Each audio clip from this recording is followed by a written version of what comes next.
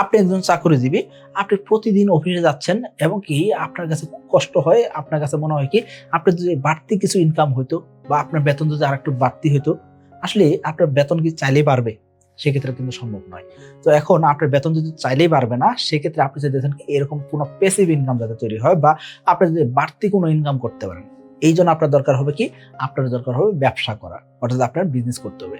এবং কি আপনার প্রতিদিন ইচ্ছা হয় যে আমি ইনশাআল্লাহ খুব দ্রুততম সময়ে কি করব? চাকরি ছেড়ে দিয়ে ব্যবসা করব। কিন্তু কোন ধরনের ব্যবসা করবেন সেটা আপনি জানেন না। তার মানে আপনার মতন চিন্তা ভাবনা অনেক মানুষই করতেছে। যারা ভিড়ের ভিতরে হাঁটতেছে সকলে একদিকে হাঁটতেছে।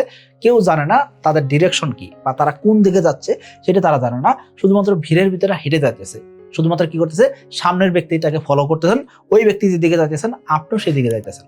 এই যে ভিড়ের ভিতরে একই দিকে আগাইতেছেন, এর মাধ্যমে আসলে অ্যাকচুয়ালি আপনার যে স্কিল ছিল সেই স্কিলগুলো আপনি মেরে ফেলতেছেন বা আপনার ভিতরে যে ব্যবসা করার স্পৃহা ছিল সেগুলো আপনি আস্তে আস্তে দিনে দিনে বাদ দিতেছেন। এই যে আপনার মনের ভিতরে যে ব্যবসা করার আগ্রহ ছিল সেটা আস্তে দিনে দিনে বিলীন হয়ে গেল এবং একটা সময় আপনি আফসোস করবেন আর বলবেন কি অমুকে ওই সময় ব্যবসা শুরু করছিল আর আজকে কত কোটি কোটি টাকার মালিক বা আজকে সে কত সম্পদশালী। আপনার কাছে আফসোস লাগবে আপনি কেন ওই সময় শুরু করলেন না। তো আমি বলবো আপনাকে, আপনি যদি এরকম আফসোস করতে না চান সেক্ষেত্রে আপনি চাইলে কিন্তু চাকরির পাশাপাশি অথবা চাকরি ছেড়ে ব্যবসা শুরু করতে পারেন। আমি 3টা বিজনেস আইডিয়া দেবো, এই 3টা বিজনেস আইডিয়া নিয়ে আপনি কাজ করতে পারেন। তবে খেয়াল করবেন, আপনি যদি প্রথমে চাকরি ছাড়তে চান সেক্ষেত্রে সর্বপ্রথম আপনি আপনার পরিবারের সাথে আলোচনা করে নেবেন। ব্যবসা শুরু করতে গেলে প্রথম 1 বছর 2 বছর 3 বছর পর্যন্ত আপনি ইনকাম নাও করতে পারেন, আপনি প্রফিট জেনারেট নাও করতে পারেন। অসহায় কিছুই না, ব্যবসা শুরু করছেন লোকসানে পড়তেই পারেন, আবার ঘুরে দাঁড়াতে পারবেন কিনা সেটা আপনি চিন্তা ভাবনা করে আসবেন। আবেগে পড়ে আপনি আগাবেন না, ব্যবসাতে অনেক লাভ এই চিন্তা করে আগাবেন না। আপনার মনের ভিতরে যদি এরকম প্যাশন থাকে এবং আপনার যদি এরকম প্রবল ইচ্ছা থাকে শুধুমাত্র তখনই আপনি ব্যবসাতে আগাবেন। কিন্তু আপনি ব্যবসা শুরু করবেন দেখি চাকরি ছেড়ে দিলেন, এই কাজটা আপনি করবেন না। যদি আপনার পক্ষে সম্ভব হয় চাকরির পাশাপাশি কিভাবে ব্যবসা করা যায় সেই চেষ্টা করতে পারেন। সো আমি আপনাকে যে জিনিসটা বোঝানোর চেষ্টা করছি, আপনি যদি একজন চাকরিজীবী হয়ে থাকেন হুট করে চাকরি ছাড়বেন না। আপনি আপনার পরিবারের জন্য আগামী 6 মাস 1 বছর 2 বছরের ব্যবস্থা করে তারপর আপনি চাকরি ছাড়বেন। অর্থাৎ আপনার ব্যবসা শুরু করতে তো একটা মূলধন লাগবেই, সেটা তো আপনি জোগাড় করবেনই। পাশাপাশি আপনার পরিবার আগামী 6 মাস 1 বছর যাতে আপনাকে ডিস্টার্ব না করে সেজন্য আপনার ওই পরিমাণ টাকা আছে কিনা, সেই সঞ্চিত টাকা যদি না থাকে সেক্ষেত্রে আমি বলবো আপনাকে ব্যবসা শুরু করা বা ব্যবসা ছেড়ে দেওয়া সেটা আপনার জন্য উচিত হবে না। কিন্তু আপনি চাকরির পাশাপাশি অল্প করে ইনভেস্টমেন্ট দিয়ে আপনি যদি ব্যবসা শুরু করতে চান সেটা কিন্তু আপনি শুরু করতে পারেন। এই ক্ষেত্রে আপনি কোন কোন ব্যবসা করতে পারেন? আপনি পাইকারি কোনো জিনিস কিনে নিয়ে এসে খুচরা বিক্রি করতে পারেন, অথবা পাইকারি জিনিস কিনে নিয়ে এসে খুচরা প্যাকেজিং করে বিক্রি করতে পারেন। এই ক্ষেত্রে আপনি বলতে পারেন ভাই আমার তো এরকম সময় নেই। আমি আপনাকে একটা ছোট্ট একটা উদাহরণ দেবো, আপনি কল্পনা করতে পারবেন না যে এইভাবে ইনকাম করা যায়। আমার পরিচিত একজন ড্রাইভার, উনি কি করেন সকাল 7টা থেকে দুপুর 1টা পর্যন্ত একটা ডিউটি করেন। কিসের ডিউটি বুঝতে পারছেন হয়তোবা, যে একটা স্কুলের ডিউটি করেন। অর্থাৎ স্কুলের বাচ্চাদের নিয়ে আসা এবং কি দিয়ে আসার কাজটা করেন। তারপরে ওনার কিন্তু ছুটি হয়ে যায়, অর্থাৎ ওনার আর কাজ থাকে না। উনি কি করছেন বিকালবেলা ঠিক 3টার পর থেকে, বিকাল 3টার পর থেকে উনি ছোট্ট করে একটা দোকান খুলে বসছেন। এই ছোট্ট একটা দোকান থেকে উনি প্রতি মাসে 20,000 টাকার উপরে প্রফিট করেন।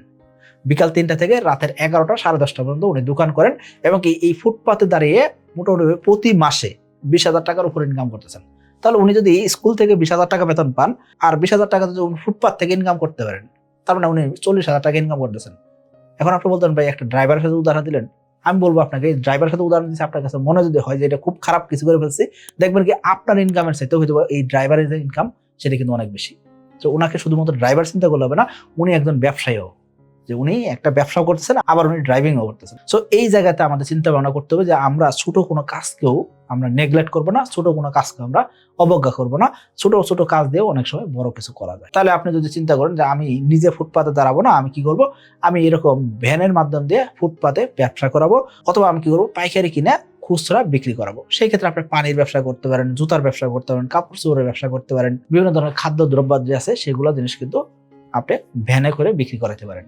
অর্থাৎ আপনার ইনভেস্টমেন্ট, আপনার ভ্যান, লোক আপনার খাটতেছে, লোককে আপনি মাসিক বেতন দিলেন বা আপনি সাপ্তাহিক বেতন দিয়ে আপনি লোক রাখতেছেন, এই মাধ্যম দিয়ে কিন্তু আপনি ভালো একটা প্রফিট করতে পারতেছেন। আপনি দ্বিতীয় যে কাজটা করতে পারেন সেই কাজের জন্য আপনার চাকরি ছাড়তে হবে না, চাকরির পাশাপাশি আপনি করতে পারবেন সেই জিনিসটা কি এগ্রো রিলেটেড বিজনেস করা।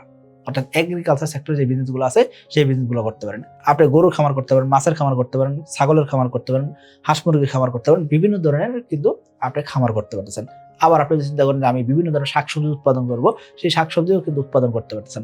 বর্তমান সময়ে টেকনোলজি যুগ, এই টেকনোলজি যুগে আপনি চাইলে কিন্তু বিভিন্ন ধরনের এগ্রিকালচার প্রোডাক্ট সেক্টরে আপনি টেকনোলজি ব্যবহার করে সর্বোচ্চ রেজাল্ট নিয়ে আসে আপনি কিন্তু ফলন বাড়াইতে পারতেছেন এবং লাভের পরিমাণটা কিন্তু বাড়াইতে পারতেছেন। তো আপনি এগ্রো রিলেটেড বিজনেস করতে পারেন। আপনি যদি চিন্তা করেন ভাই আমি এখানে ট্রেনিং কোথায় পাবো, ট্রেনিং আপনি উপজেলা থেকে পেয়ে যাবেন।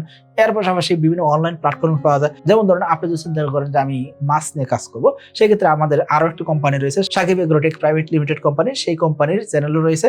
সেই কোম্পানির চ্যানেল দেখে কিন্তু আপনি কি করতে পারেন, মাছ চাষের 2 মাসের জন্য আপনি যদি ভিডিও দেখে নেন, 2 মাস টানা ভিডিও দেখলে ইনশাআল্লাহ মাছ চাষের মোটামুটি যত ধরনের জিনিসপত্র জানা দরকার সেটা আপনি জেনে দেবেন। তারপর আপনার প্র্যাকটিক্যালি নামেন, প্র্যাকটিক্যালি কি ধরনের সমস্যা আছে সেই সমস্যার সমাধানও যদি আপনি খুঁজেন, সেক্ষেত্রে আমাদের ওই কোম্পানির নাম্বারে যদি যোগাযোগ করেন আপনাকে কিন্তু গাইড করে থাকবে। অর্থাৎ আপনি মাছ চাষ নিয়ে যদি কাজ করতেছেন, সেক্ষেত্রে আমাদের কোম্পানি কিন্তু আপনাকে সর্বোচ্চ সহায়তা করতেছে। এরকম অনেক প্ল্যাটফর্ম আছে, সেই প্ল্যাটফর্ম নিয়ে আপনারা কাজ করতে পারেন। আশা করি এগ্রিকালচার সেক্টর আপনাকে ভালো একটা প্রফিট দিবে। তৃতীয় যে কাজটা আপনি করতে পারেন সেটা কি, ফুড রিলেটেড কোনো একটা বিজনেস করতে পারেন। দেখুন, মানুষ বেঁচে থাকলে খাবার খেতে হবে, খাবার ব্যতীত মানুষ বাঁচতে পারবে না। সো আপনাকে অবশ্যই আপনি যদি ফুড রিলেটেড কোনো একটা বিজনেস করতে পারেন, সেক্ষেত্রে কিন্তু ভালো প্রফিট করা যায়।